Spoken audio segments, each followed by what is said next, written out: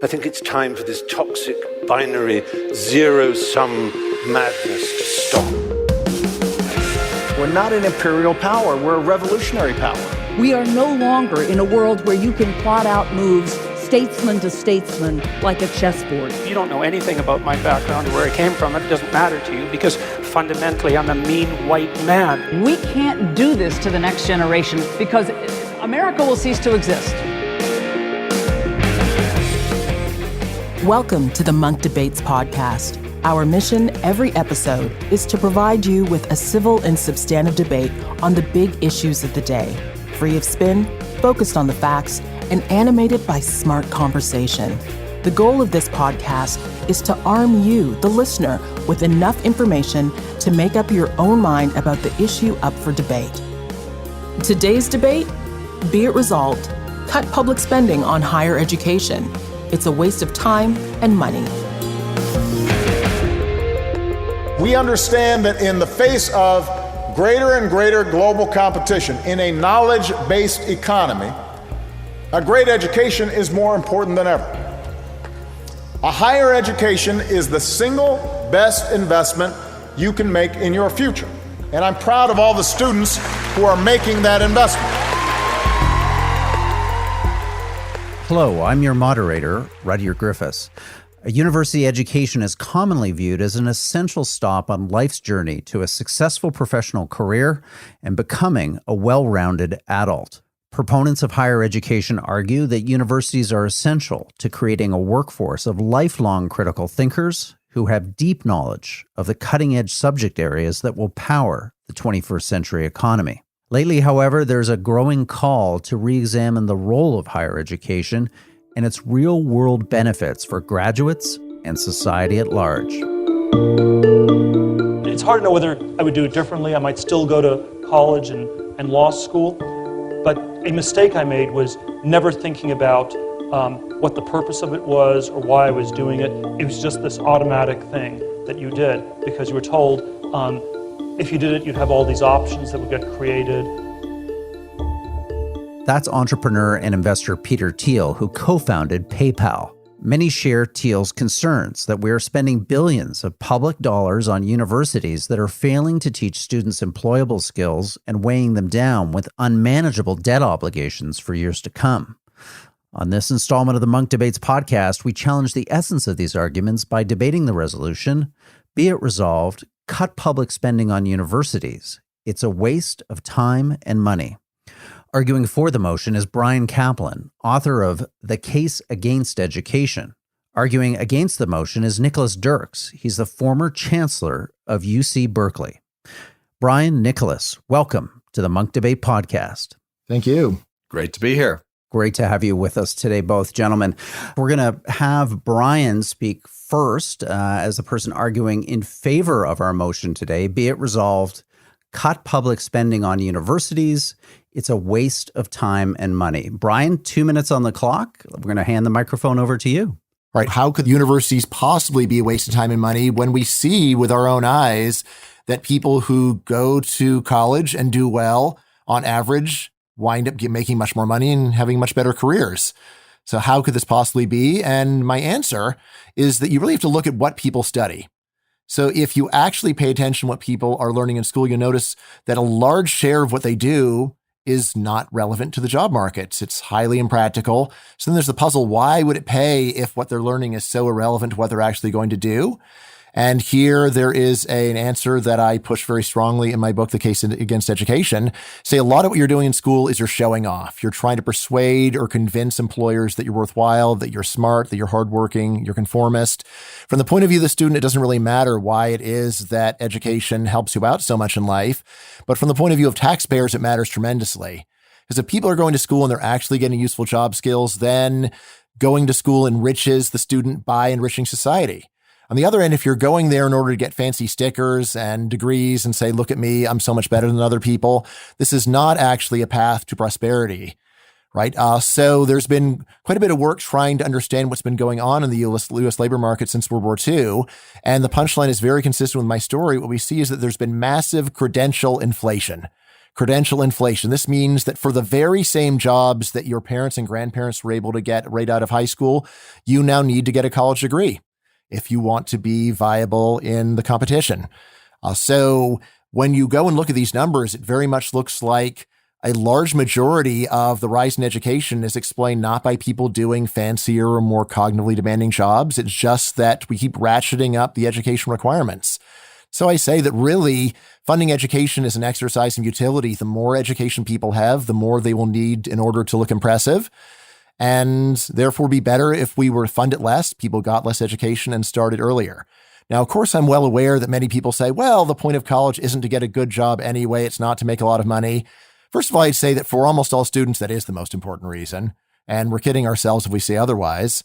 But then even if you do think the main point of it is just to enlighten people and enrich their lives, what I'd say there is that's a noble goal. But when we actually look at the research, there's very little sign that any such enlightenment or enrichment is going on. Instead, students are highly apathetic. Even the very best teachers very rarely inspire them. And the cost that we are spending on this is just nowhere near worth it for the very small amount of enrichment and enlightenment that we get. So again, what I say is that the best thing to do is less. We have made this futile effort to give everyone in society great jobs via higher education. And the main result is not that everyone gets great jobs, but that you now need to spend many years of your life in school to get the same job that your parents or grandparents could have gotten without it. Bryan, thank you for those opening remarks. A provocative argument to set up this debate. I now want to turn the program over to Professor Nicholas Dirks, who's going to be making the case against our resolution. Be it resolved, cut public spending on universities. It's a waste of time and money. Professor Dirks, your opening statement, please. Sure. And thank you, Bryan. I should start by saying Bryan's an economist. I'm an historian. I'm going to give a little bit of background here to make my point about the importance of public funding for higher education. One of the most important moments in American history was back in 1862 when President Abraham Lincoln signed into law the Morrill Act, thereby making available funding on a theretofore unprecedented scale for the establishment of public institutions of higher education across the country, including the University of California at Berkeley, where I teach and where I was chancellor until recently. And in my view, this really transformed American life. And in the decades after that act, with the establishment of many flagship public institutions and many others increasingly funded by states, America began to develop the finest system of higher education anywhere on the globe, displacing Britain and Germany, learning from both, but then becoming a system that is now today the envy of the world, in which many other countries are seeking by massive levels of public funding to replicate and then surpass. Now, the benefits to higher education, we're obviously going to be debating. It's clear that students who go to college as opposed to students who don't make much more money across their careers, and I think Bryan conceded that. But it's also the case that many of the things that students learn in college are critical for the very functioning of our democracy, for the nature of civil society, for an understanding about the rudiments of science and the fundamental factors that govern our planet. Right now, in the middle of a crisis around the global pandemic, around COVID-19, we see a huge disparity between those who have some understanding of what a pandemic is and those who don't. But the kinds of things that a college education provides are not only, in this view, good for individual students. They're critical for societies, and they're critical for America. They're critical for our present. And I believe, given the transformation of our economy, the steadily escalating nature of technology and what that is going to do to the job market, it's going to be even more important in the future than it was. And the idea that we could simply rely upon the jobs that our parents and grandparents got, I don't think this is an argument about the importance of public funding that will stand any scrutiny either in the present or certainly in the future. Well, great. Let's bring some scrutiny to this discussion now. And Bryan, I want to give you an opportunity, another 2 minutes on the clock, to provide a refutation of what you've just heard from Professor Dirks. Is there a particular argument that he's made that you want to challenge, that you'd like to assert a counter case to? Sure. So let's just focus on what it is that students actually learn. Now, it's true that higher education claims that they're trying to fill students' heads with knowledge of science to prepare them for democracy, civics, as well as get them ready for the high-tech jobs of the future. But when you actually measure what college graduates know, it's extraordinarily disappointing. There's been a good amount of research on what American adults know about science. Even college graduates have, at best, a very rudimentary level of knowledge. If we look at their knowledge of how democracy works, again, it's just a very low level. The way that I like to describe this is imagine that you just make up the easiest test you possibly could on these subjects. You'd still be lucky to get college graduates getting 2/3 of the questions right. And again, this is something where the questions are so easy, you might say, how can they possibly get them wrong? But when we look at the data, they do. And the reason is that students sometimes just don't learn the material in the first place, but mostly it just goes in one year and out the next. They learn it for the exam and then they forget it. So while I agree it would be nice if we were able to create a society with very high levels of knowledge of science and civics and so on, we simply have not done this. Now, it is true that in many ways the U.S. system is the envy of the world. I just say that the world is wrong to envy us. Countries like Switzerland and Germany actually have a more functional system where they have far fewer people going to college. And instead, in high school, most students are being trained for practical tasks. And again, this is ultimately what every functioning economy has to do, because since schools actually don't provide a lot of useful training in the classroom, what you really do is use your degree as a passport to the real training, which happens on the job. When we really look at what it is that people are learning, it's just very disappointing. And the way that people actually go to their jobs is through practice. And the main function of our system is really just in rationing who gets the opportunities to practice. And if that's so, then why not just start doing the real thing sooner? Bryan, thank you for that. So, Professor Dirks, you can choose to engage with what Bryan's just said. You can go back to his original opening statement. What do you want to rebut coming out of the opening minutes of this debate? Well, the first thing I want to say is that the truth of the matter is that this country has been defunding our institutions of public higher education now for the last 20, 30 years.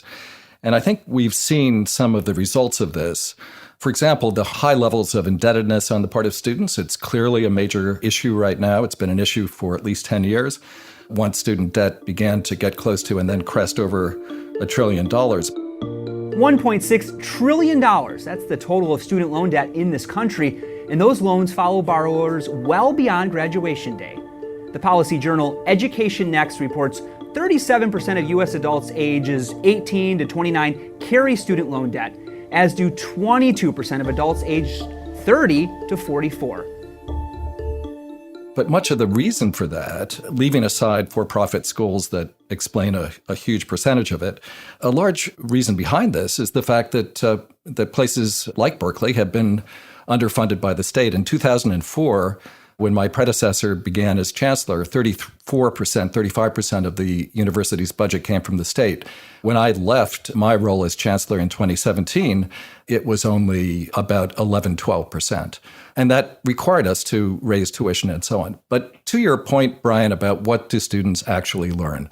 I mean, first of all, students at Berkeley, for example, and that's where I sit, have the opportunity to learn things in data science applied to a wide range of fields.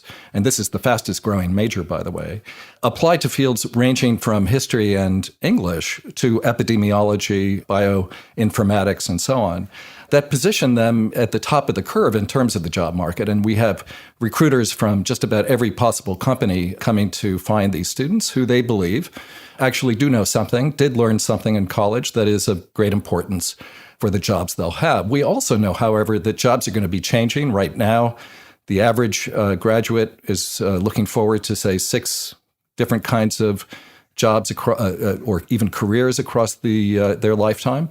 That number keeps going up.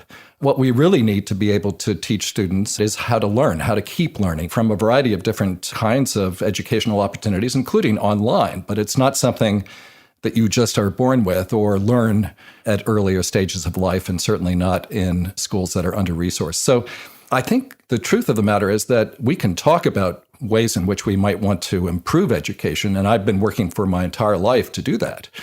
But everything from the technical, scientific, engineering skills on the one side to what are called the soft skills that have to do with critical thinking, reading, literacy, and learning at least some fundamentals about the world of science, democracy, and civics are really critical, and they do constitute what we would call the public good, and therefore are worthy of public funding.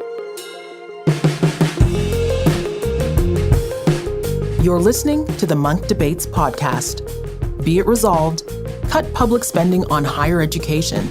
It's a waste of time and money. Arguing for the motion is Bryan Caplan, author of The Case Against Education. Arguing against the motion is Nicholas Dirks, the former chancellor of UC Berkeley. Now, back to the episode.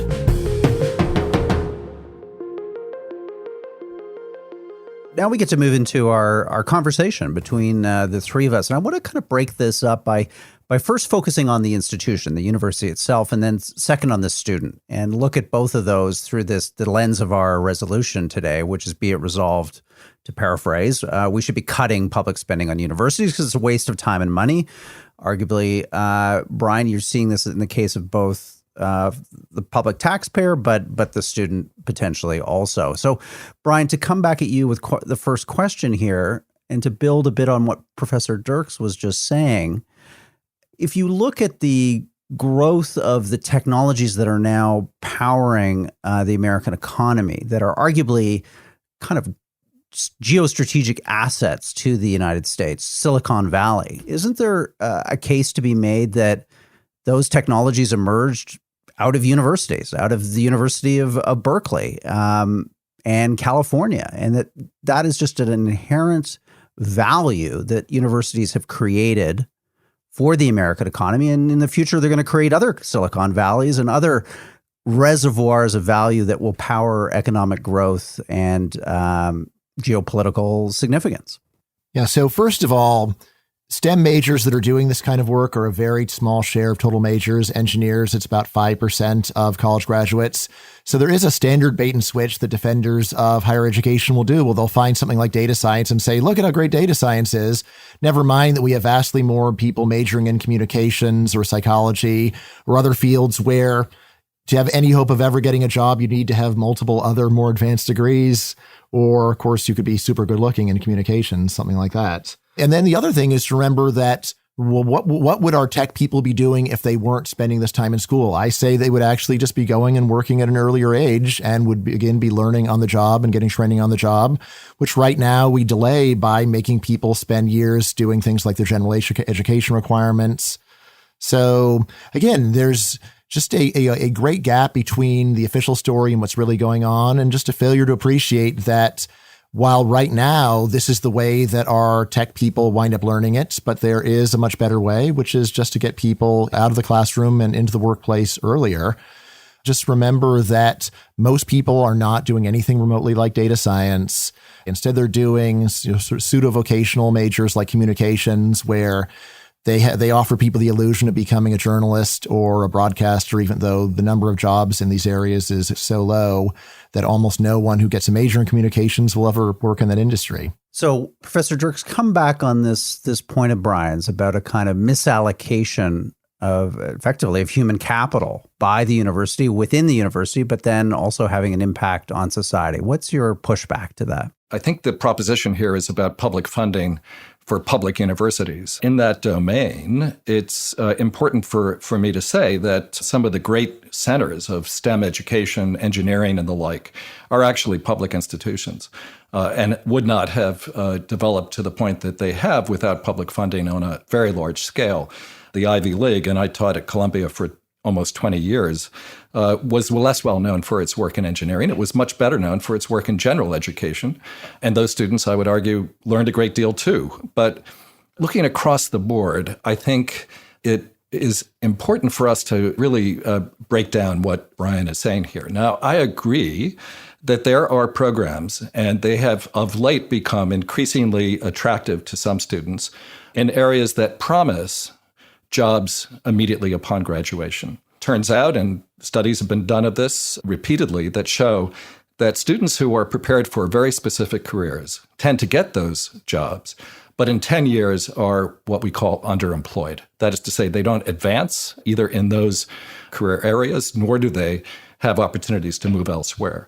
Students in the liberal arts actually do much better. They've typically learned how to think, how to figure things out, how to look beyond the surface.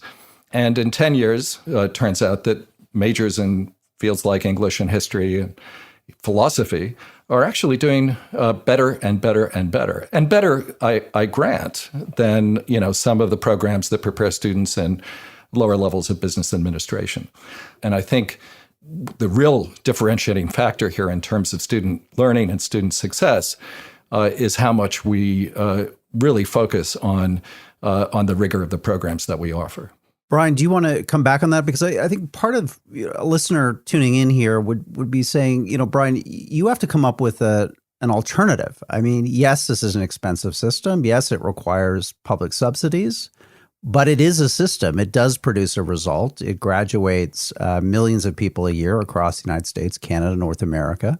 And you could argue, yes, maybe in certain degrees, certain certifications, people are challenged, but in others, they thrive. So what is your alternative institutionally to the university, and where, if anywhere, would that public funding be diverted to?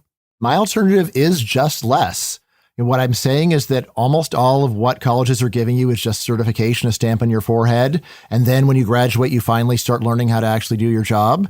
And I say it would be better if, as in the past, people just started working at an earlier age, and then you start learning the job at a sooner point. On a bunch of the last claims, I just think most of what he said is just wrong.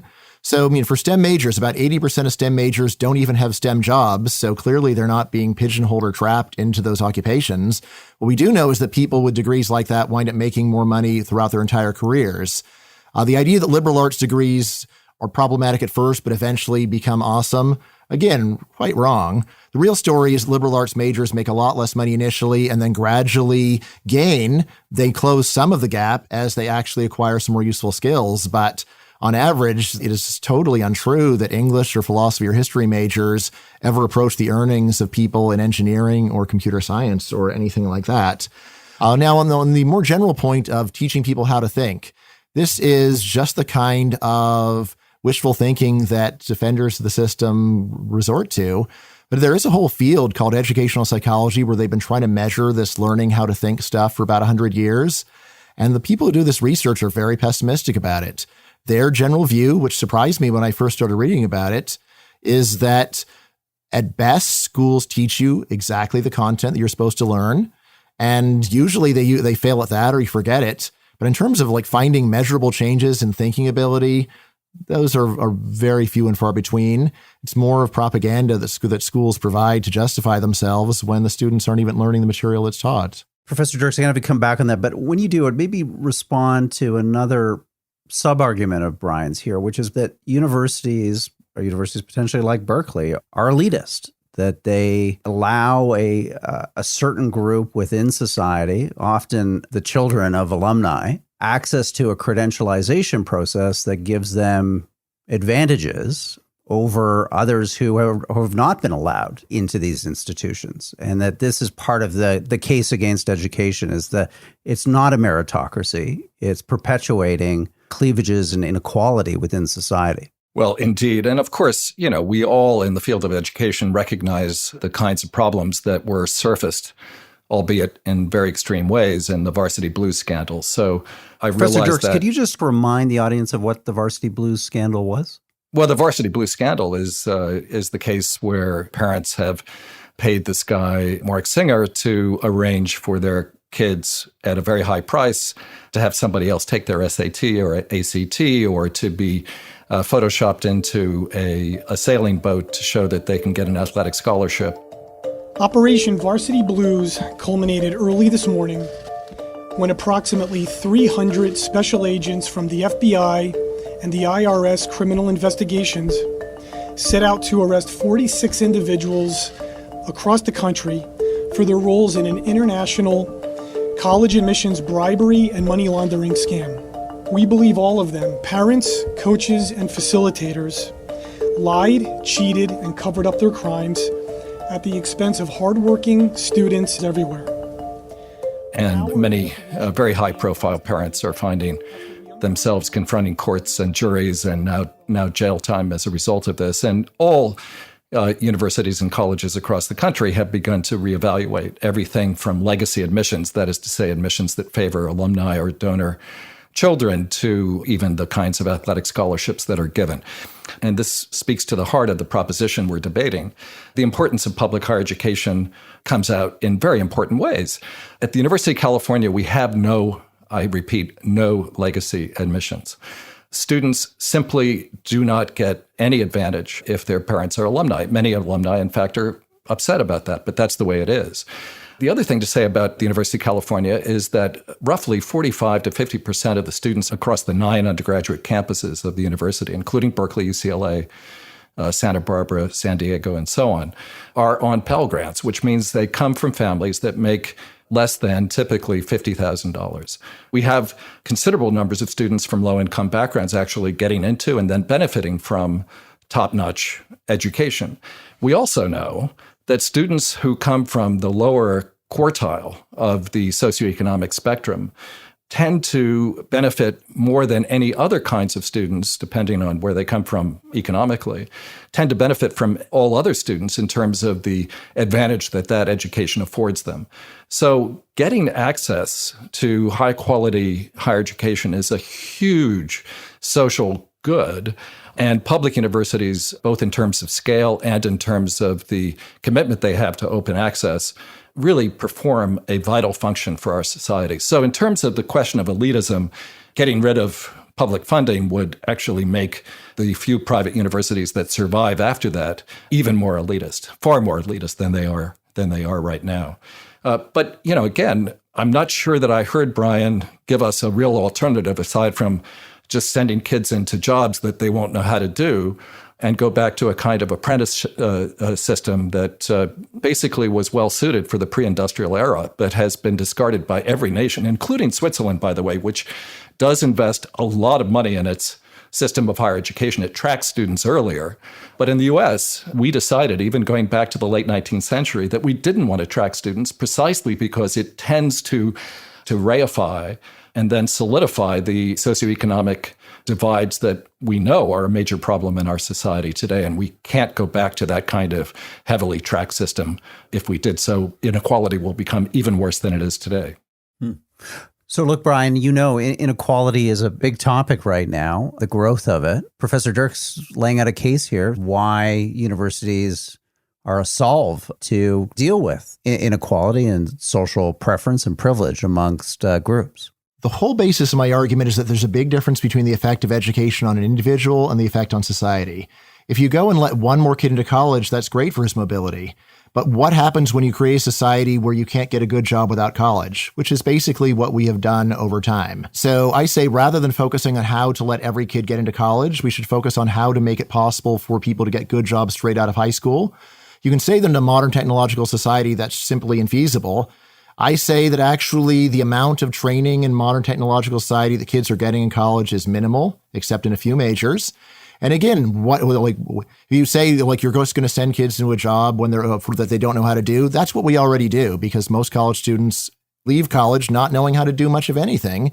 But then they are able to get an entry-level job using that degree as their passport, and then they get their training. And I say it would be better to simply cut out the waste of years. So again, the way that I often put it is this. So if you could either be a high school dropout today or 1950, which would you rather be? Right? And the answer is clear. Well, 1950, a high school dropout would still have a whole lot of options because there wasn't much stigma against it, because there were so many people in the same boat. Today, the stigma is extreme. Right now, again, you say, well, but how could they possibly do jobs without even a high school degree in 1950? And the answer was that it was not that the jobs were so much easier than they are today. Some were easier, some were actually harder, but rather that the quality of the students that were going in there was greater because you had a lot more talented people that weren't going to college. And employers are much more open-minded when there are talented applicants without fancy credentials. So, it is very easy to just go and look at the plight of one student or helping one student and say, look, there, I helped him. But it's very different at the social level. As I said, educational psychologists have been studying this for about 100 years. They really wanted to find that people learned how to learn, but most of them come away from the actual evidence shell-shocked. And that's a lot of what I say in my book, The Case Against Education. You're listening to the Munk Debates podcast. Be it resolved, Cut public spending on higher education. It's a waste of time and money. If you're enjoying this podcast, please write a review on iTunes. We also welcome your ideas for debates and debaters. Please send us an email to podcast@monkdebates.com. Thank you for helping us bring back the art of public debate, one conversation at a time. Now, back to the episode. Before we move to closing statements, let's look at this a little bit through the perspective of the potential university student. And maybe, Professor Dirks, what would your advice be to, an 18-year-old today who's trying to figure out what their pathway through life is to a successful career, to adulthood? And why would you urge university as a preeminent choice for that young person to consider? So first, I want to go back to something Bryan said and segue into responding to your question. But in 1950, of course, if you were a high school graduate, you had many more kinds of jobs that you could do. In 1940, only about 5% of the adult population in the U.S. had a college degree. Of course, there was a massive increase in terms of funding for and access to higher education after the war, and that was the GI Bill. And that led to a position today where we have slightly more than a third of our adults with college degrees. In my view, that's way too low still. But, again, in 1950, the jobs really were different. When you actually look at what we're confronting today across our entire economy, we are seeing just an almost exponential increase in the complexity, sophistication, technical requirements, the knowledge barriers to actually getting productive jobs that will produce important things for our society, important things for our economy, but also, importantly, the ingredients for a well-lived, fully realized, happy life. So I just can't buy this notion that because a high school graduate did fine in 1950, if you just cut out college right now, or if you cut out public funding for college, we could go back there. My point here is that since we're arguing about public funding, we're really arguing about the importance of having a system of public higher education. And without that, I would say private colleges will become much more exclusive. Educational opportunities, life opportunities for young people, and indeed for adults who need to be able to take advantage of lifelong learning, which will require access in one way or another to college and university offerings, whether it's indirectly through some kind of online degree program or just some kind of online refresher program, or directly than ever before. Professor Dirks, thank you. So, Bryan, similar question to you. You've probably talked to a lot of 17, 18-year-olds. What is the advice that you give them? And how do you paint a picture for them of how they can achieve their life goals and forgo the university experience? If I'm talking to a student for what's best for them, I don't tell them to skip college. I say we have a crummy system where if you want to do well, you have to get this degree. Otherwise, the world will hold it against you, even though you're not going to learn very much that's useful.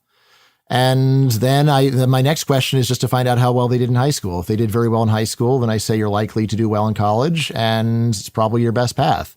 On the other hand, if they did poorly in high school, that's where I say, in that case, you probably aren't going to be able to go and get this certificate at the end.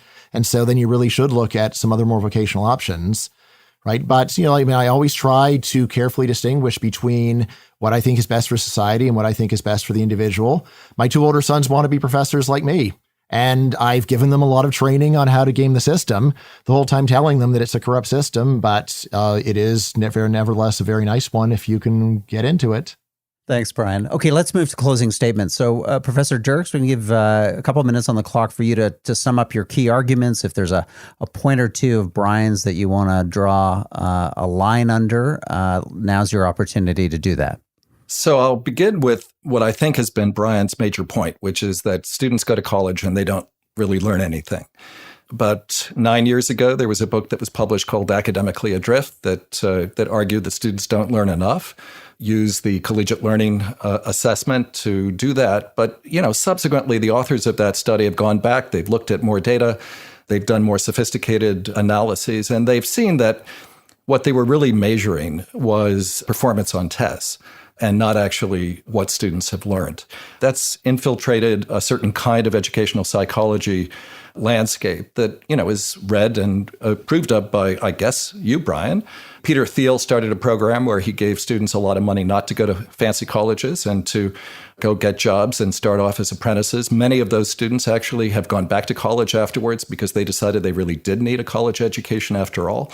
And I think we're seeing in front of us the consequences of disinvestment in public higher education that is already causing far more, I think, challenging outcomes than the opposite, which is to actually begin to restore funding for our public colleges and universities that have played such an important role in our history, but which, more importantly for this discussion, are going to be absolutely vital for our future.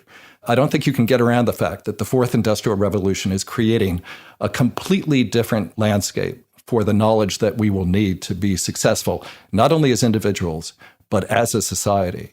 And I don't think China, for example, is misguided in the way in which they're investing in universities, because they've seen very clearly that in order to become a creative, imaginative, productive, but also innovative kind of economy, they require the university and not just having people go into jobs. So at the end of the day, I believe that one of the most important functions of government funding is education. If anything, what we need to do is focus on educating our students better and learning what works better than some of the things we've done in the past. And that will include, as we're learning in the current pandemic, a better use of technology, which will make things, I think, actually work better in the end, but not without major public funding for our colleges and universities. Thank you, Nicholas Dirks, for those closing words. So, Bryan, we're going to put final 2 minutes on the clock for you to sum up. Let's hear your closing argument today in favor of our resolution. Be it resolved, cut public spending on universities. It is a waste of time and money. Over to you, Bryan. Yeah, so after listening to me and Professor Dirks, I can easily understand if listeners would just say, well, they're talking about a lot of research. I don't know what the research really says. I'm confused. Now, fortunately, there is actually a way out of this problem, because if you're listening to this, you almost certainly have at least 10 years of firsthand experience with education. I bet, in fact, most of your listeners have gone to college or even graduated from college. And so you don't really just have to rely upon what we're telling you. You can go and reflect upon your own firsthand experience, and I strongly encourage you to do that. So if I'm right, then when you think about what you actually studied in school, you will tell yourself, that didn't seem very relevant to real life. And furthermore, I forgot most of it. So my experience, this is actually what most people say when I talk to people about their college experience. So how relevant was what you had to study? And even most people say, yeah, not very relevant. And then how about your memory? Do you actually remember most of what you learned? No. I'm like, well, how could you have forgotten it? Because I never use it. Further confirming how irrelevant it really is. So I'd encourage listeners just to think about that. Now, if what I'm telling you does fit your experience, then I say that you are very, very much on my path. Because once you accept that what you learned in school is not, in fact, very useful in the real world, then it takes you to the question of, well, then why is it so helpful in the job market? Once you think about that question, my answer, namely that you're trying to get a certification, a stamp on your forehead so that your application doesn't get thrown away by employers, then it makes a lot of sense. And once you start picturing higher education as primarily this passport to the real job training, then there is the question, well, what's the point of handing out more passports, right? Because if you just multiply the certificates that people have, are employers going to then go and hire everyone for a good job? Of course not. They're going to expect you to have even more degrees, which is just what we've seen, this credential inflation, where jobs were used to need a high school degree, you now need a college degree. It used to be a college degree was good enough, you need a master's or a PhD. Now, for this fourth industrial revolution, I actually wish it were happening. I say that the transformation is actually overstated, and there are a great many jobs that have barely changed over time and don't seem like they are changing. But in any case, I would say that if you look at people that are doing these jobs, almost none of them have gone back to college in order to adjust or adapt to the new situation. Instead, what happened is the people who already have these jobs have gone and learned how to do the new things. So I just rented a car today. So 20 years ago, they wouldn't have been using tablets when renting cars. Now they are. But the workers that were there, it's not like they went to college to learn how to use a tablet. They taught them that themselves. And older workers, again, would not go back to college to find out about tablets. They would just learn by doing, which I say is actually overwhelmingly the way that people really learn how to do their jobs.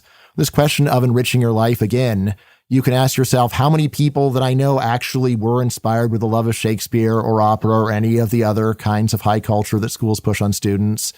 I actually like this stuff, but in my experience, it's a very tiny fraction. And so, again, while schools can say they're trying to enrich you and enlighten you, if they may be trying, but they hardly ever succeed. And to keep giving them all this taxpayer money, despite their obvious failures in this regard, is a big mistake. Well, Bryan, Nicholas, thank you for the opportunity to hear both of you today. This is an important issue, a complicated one, and you've both approached it with civility and substance. And that's what this podcast and the Munk debates are all about. So on behalf of our listeners and our audience, thank you both for your thoughts and analysis. Thanks a lot. Thanks, everyone.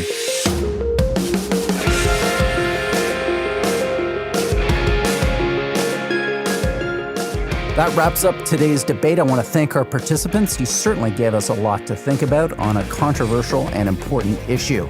The Munk Debates podcast is a place for civil and substantive debate on the big issues of the day. To listen to more debates on everything from climate change to religion to geopolitics to the future of human progress, visit our website, monkdebates.com. You can also find show notes on today's debate along with a full transcript. Thank you for helping us bring back the art of public debate, one conversation at a time. I'm your moderator, Rudyard Griffiths.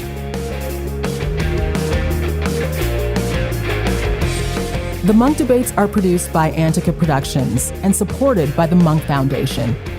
Rudyard Griffiths and Ricky Gerwitz are the producers. The president of Antica Productions is Stuart Cox. Be sure to download and subscribe wherever you get your podcasts. And if you like us, feel free to give us a 5-star rating. Thanks again for listening.